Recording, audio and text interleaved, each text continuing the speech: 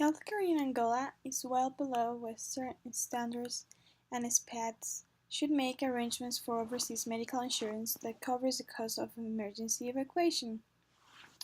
I'm gonna show you how Angola's healthcare system is distributed. As you can see the yellow pins right there. 90% of the hospitals are located in the northwestern part of Angola. The majority of them are found in Luanda. Luanda has 10 hospitals and they are all pretty close, within 5 miles, 1 mile. And I wanna go over the top 3 hospitals. That will be Hospital Husina Michael. That is pretty much, it has a really good infrastructure. The service is kind of expensive, but as I explained before, Luanda is the most expensive place to live in. Therefore, we should expect for the healthcare to be expensive as well. Then we have Hospital de Prenda. That is this one right here, which also presents a good infrastructure if we compare it with the surroundings. And then we have Clinica Clidopa. That is probably the oldest one. This was Clinica Clidopa was built after Civil War, and it has been there, even though the infrastructure is probably not compare as the two I shown before. It's a good place.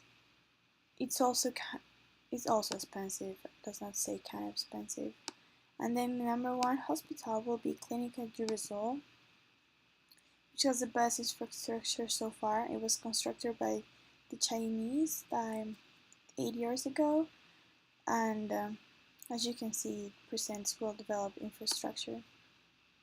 Most medical cares found in Luanda are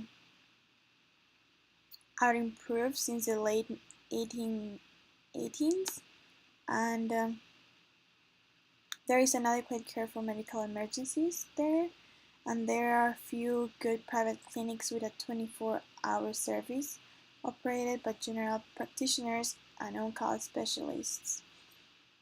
I wanted to show you that these other places like Riga, which only has 2 hospitals, and then Nuwambo that has 2 hospitals as well, and then Lobito that only has 1 hospital, and Willa that only has 1 hospital. Now about immunizations. If you're planning to travel to Angola, it will be good to get the immunizations before you get there, 3 or 4 weeks before you get there. Nowadays, UNICEF and WHO are in charge of immunizations in Angola.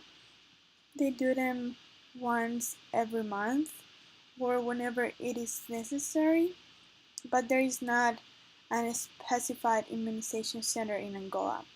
When WHO or UNICEF go, they just go and knock doors, and they try to cover as much population as they can, and hopefully that'll help.